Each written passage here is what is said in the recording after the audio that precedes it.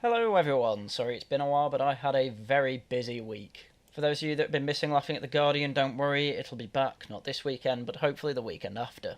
For now though, we're talking about something that's a lot more serious than I usually talk about, and one of our greatest shames of modern Britain. Of course, from the title you can probably tell what I'm going to talk about, but first, before we get properly into it, I want to talk about the worst rag in Britain. So about a year ago, in December of 2020, The Guardian put out this article.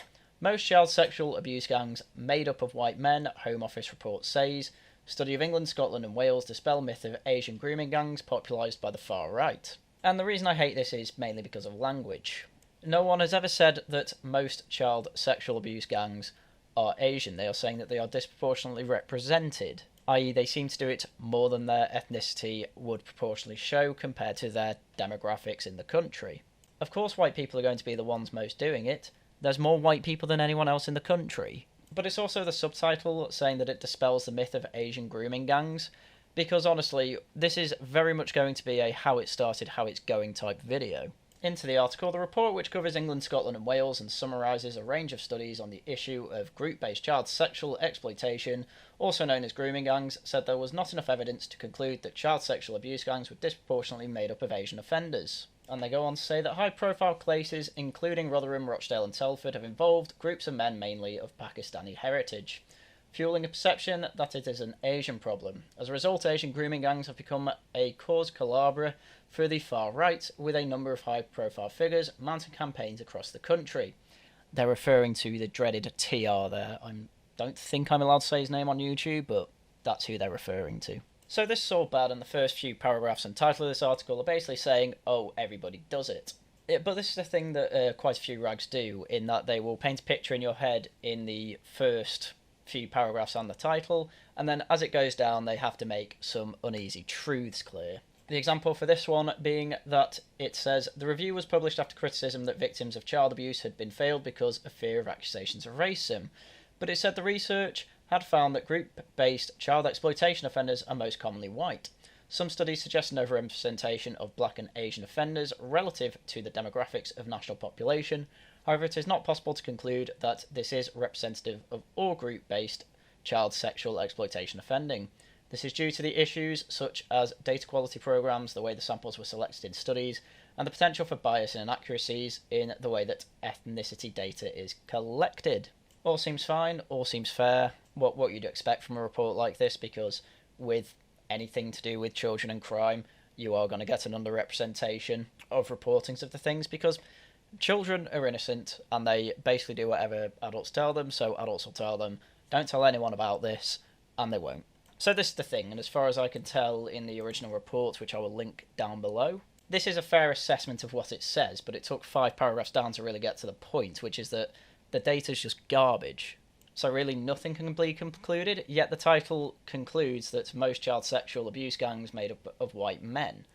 That's what it says, but it can't actually conclude that because, as the report keeps saying, the data's pretty unreliable. The one thing I will point out is that in the sentence, research has found that group-based child sexual exploitation offenders are most commonly white. The report also says that research on offender ethnicity is limited and tends to rely on poor quality data. Well, we already knew that.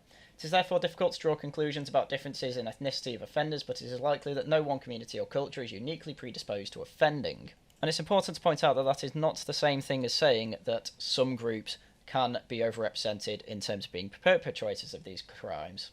A number of studies have indicated that overrepresentation of Asian and black offenders in group-based child sexual exploitation, but most of the same studies show that the majority of offenders are white. Which, again, in defence of the dreaded TR, that's the same thing as what he was saying. The Guardian have basically put out something that agrees with TR, but they don't even realise it because none of them listen to him because they just think he's a dumb racist, which he isn't. And he even agrees with this last bit. Community and cultural factors are, however, relevant to understanding and tackling offending.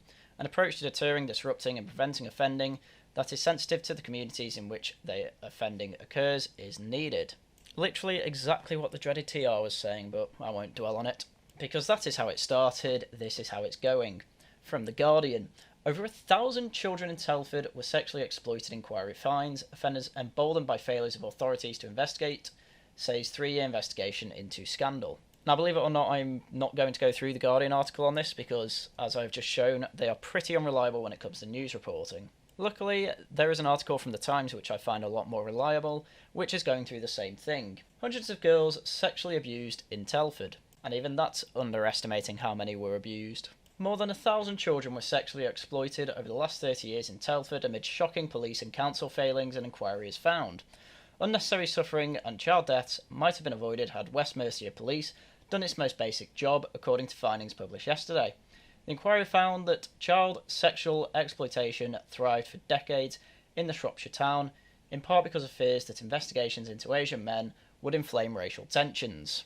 So, thanks to help from the Guardian reporting, though I'm sure not exclusively, police and councils didn't investigate claims that children were being abused to the point that they killed themselves, because it might inflame racial tensions. Well, the racial tensions were inflamed anyway. Do you really think it's going to be worse if you lock up the bad people, or do you think it's going to improve? This is the worst thing that can happen out of political correctness gone mad.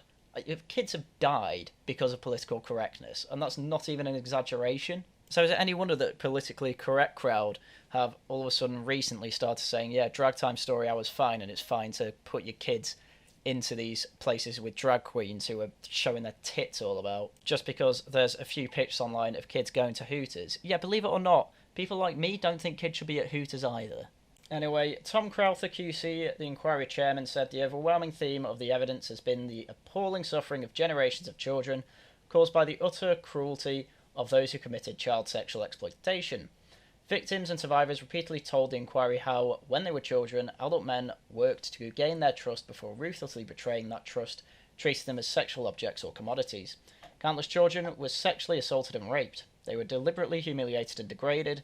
They were shared and trafficked. They were subjugated to violence and their families were threatened. They lived in fear. Their lives were forever changed. Bloody horrible, and the police did nothing about it. Honestly, I think every police officer and counsellor who was put on this case in any way needs to stand trial. They were criminally negligent in their duties. The 3-year investigation by the Independent Inquiry into Telford child sexual exploitation found that more than 1,000 children in the area were exploited over decades. Witness evidence suggested that West Mercia Police dropped the case like a hot potato if complaints were made against Asian families, because investigating them would have been too politically incorrect. There you go. Word for word. It was too politically incorrect to punish people because they were Asian. We live in this country. Well, I do, you might not. Vulnerable young girls were targeted by men they would meet on the street or who might be taxi or food delivery drivers and were persuaded to become their girlfriends, the inquiry found. The men might start by giving the child a lift, buying fast food, alcohol and cigarettes, and topping up their mobile phones to convince the girl that they were in a loving relationship. Victims found it difficult to escape abuse, and some did not even recognise themselves as being victims. While the child is full of innocence, and it was ripped away from them by these horrible people. And as far as laws go, laws are only applicable when they're enforced. And since it wasn't enforced, basically we've said it's legal in West Mercia to rape girls if you're an Asian man.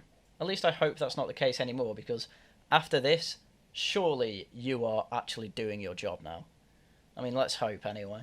The inquiry also heard that offences took place in various licensed premises in the area. Children were pimped out and taken to rooms within the premises to be exploited. Crowther said that one of the most shocking pieces of evidence he had read related to what he described as a rape house, which became clear had been operating for years. Girls were subjugated, in several cases, to death threats against themselves or their families if they tried to put a stop to the abuse, the inquiry was told. The report said, in some cases, threats were reinforced by reference to the murder of Lucy Lowe, who died alongside her mother, sister and unborn child in August 2000. In 2001, Azhir Ali Mehmood, a taxi driver, was handed 4 life sentences when he was jailed for the murder of Lucy Lowe, 16, Sarah Lowe, 17, and 49-year-old Eileen Linda Lowe. At least they got that one, I suppose. Exploitation was not investigated because of nervousness about race, and information was not properly shared among agencies, the inquiry found. Again, probably because of the nervousness about race. Teachers and youth workers were discouraged from reporting child sexual exploitation, and offenders were emboldened. Police and the council scaled down teams to save money. I'm sure it was to save money, honestly. Crowther said exploitation continued unchecked, despite agencies, including the council and West Mercia Police, being aware of it in detail. Put them all on trial. I'd bring the death sentence back for this. I don't even care.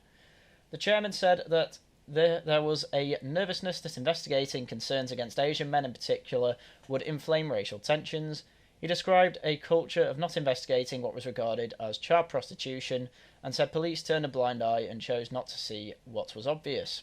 7 men were jailed in 2013 following Operation Chalice, a police investigation into child prostitution in the Telford area. In 2019, one of the 7 prosecuted 6 years earlier was jailed with 3 other men for abusing a girl. West Mercia Police offered an unequivocal apology to victims and survivors in Telford for past failings and said it now has teams tackling the problem. Well, good intentions aren't going to save lives alone. Please actually do your job this time.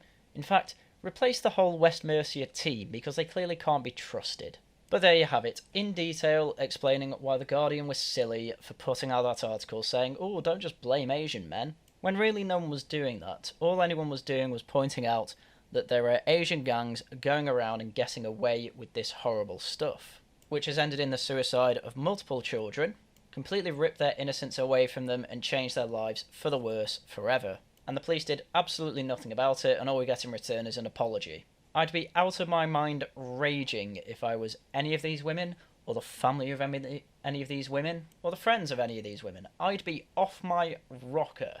Hence, I mean, I'm only saying the death penalty should come back for this crime, and that's even for the police. They probably want to do the deed themselves, and I would not blame them. And then there is always the question of why was there never any vigilante justice, and honestly I don't have an answer for that. I can only imagine that a lot of these girls didn't have present fathers.